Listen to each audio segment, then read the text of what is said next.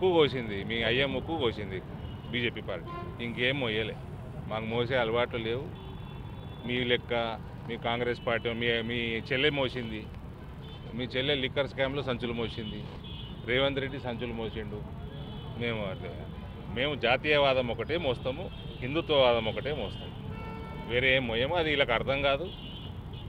వీళ్ళకి ప్రభుత్వంలోకి పడిపోయినాక కూడా వీళ్ళకి బుద్ధి రాలేదు. అదేదో అన్నీ ఉన్న ఇస్తరాకట అనిమేనగా ఉంటుందట, ఏం లేని ఇస్తరాక ఎగిరెగిరి పడతాడట. ఈయన చెల్లె వీళ్ళు డైలాగులు, ఎలక్షన్లు నిలబడే ముఖం లేదు. నాకు మీడియా మిత్రులు చాలామంది అడుగుతున్నారు పవన్ కళ్యాణ్ గురించి పవన్ కళ్యాణ్ రాజకీయాలు పక్కబెట్టురండి. పవన్ కళ్యాణ్ రాజకీయాలకు రాకంటే ముందు, ఆయన పార్టీ పెట్టకంటే ముందు ఆయన కనీసం 1 కోటి మంది ఫ్యాన్లు ఉంటారు, కనీసం 1 కోటి మంది ఉంటారు ఫ్యాన్. నేను కూడా ఒకరిని ఉంటే సినిమా హీరో లెక్క. ఈమెకి ఏముండండి, ఆయన అంత పెద్ద ఫేమ్ సంపాదించుకున్నాడు, రాజకీయాలు రాకంటే ముందు సంపాదించుకున్నాడు. ఇంకా నేను ఇంకోటి కూడా చెప్తా,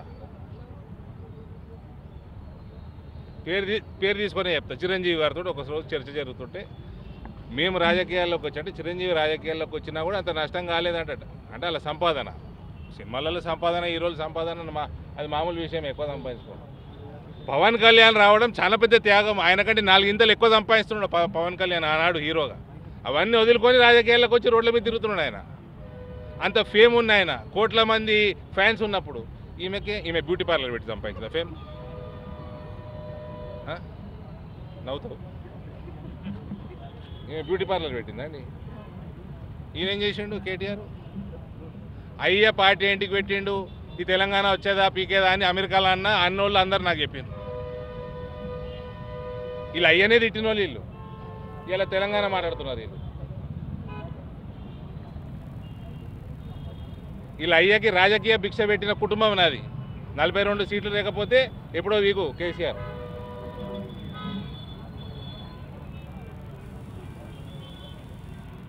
వీళ్ళు కూడా మాట్లాడుతూ ఉన్నారండి, ఇష్టమున్న భాష, ఇష్టమున్న కథ.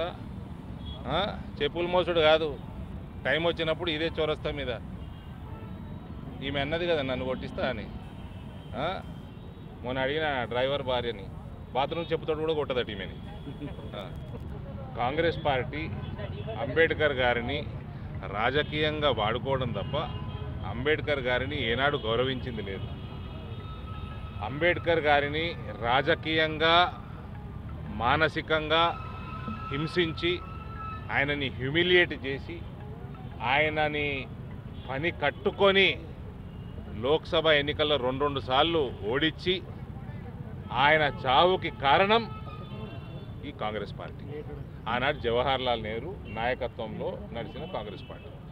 వీళ్ళు ఏ ముఖం పెట్టుకొని అంబేద్కర్ గారి పేరు వాడటము, ఆయన రచించిన రాజ్యాంగం ఏలో వీళ్ళు కాపాడినట్టు, రాజ్యాంగాన్ని పూర్తి స్థాయిలో కాంగ్రెస్ పార్టీ ఏ రకంగా అయితే అవమానించిందో, వాళ్ళు ఉన్న ప్రభుత్వంలో ఉన్న అనేక సంవత్సరాలు అట్లా మనము ఊహించలేము కూడా. అంత రాజ్యాంగాన్ని అవమానించింది, అంబేద్కర్ గారిని అవమానించింది, అంబేద్కర్ గారిని రాజకీయ హింస పెట్టింది, అంబేద్కర్ గారిని మానసిక హింస పెట్టింది. అంబేద్కర్ గారు చావుకి మొట్టమొదటి కారణం కాంగ్రెస్ పార్టీ. వాళ్ళు కూడా ఇవాళ అంబేద్కర్ గారి పేరు వాడుకొని రాజకీయాలు చేద్దాం అనుకోవడం, దీనికి మించిన సిగ్గుమాలిన చర్య ఇంకోటి లేదు. అంబేద్కర్ గారికి భారతరత్న ఎప్పుడు వచ్చిందండి? కాంగ్రెస్ పార్టీ ఫస్ట్ టైం ప్రభుత్వంలోంచి పోంగనే, దేశంలో కాంగ్రెస్ పార్టీ ప్రభుత్వంలోకి వెళ్ళిపోగానే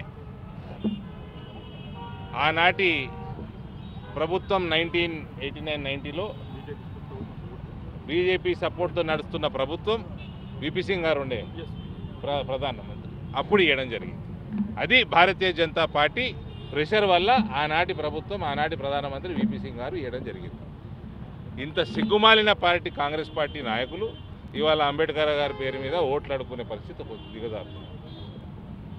అంబేద్కర్ గారి పుట్టిన స్థలం, చదువుకున్న స్థలం, లండన్లో పీజీ చేసిన స్థలం, ఆయన చనిపోయిన స్థలం, ఆయన దీక్ష తీసుకున్న స్థలం, ఇవన్నీ కూడా పంచతీర్థాలుగా రూపొందించి ఇవాళ పెద్ద టూరిజం డెస్టినేషన్స్గా మారుస్తున్నది నరేంద్ర మోదీ గారి నాయకత్వం. కాబట్టి ఇటువంటి హీనమైన కాంగ్రెస్ పార్టీ చేస్తున్న రాజకీయాలకి మేము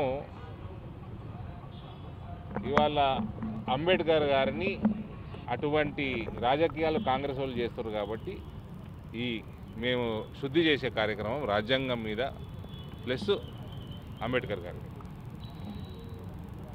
అటువంటి హీనమైన రాజకీయాలు తొలగిపోవాలని మేము శుద్ధి చేయడం జరుగుతాం. మరిన్ని వీడియోస్ కోసం ఛానల్ ని సబ్స్క్రైబ్ చేయండి. లేటెస్ట్ అప్డేట్స్ కోసం వాట్సాప్ ఛానల్ ని ఫాలో అవ్వండి. ఆ లింక్ డిస్క్రిప్షన్ లో ఉంది.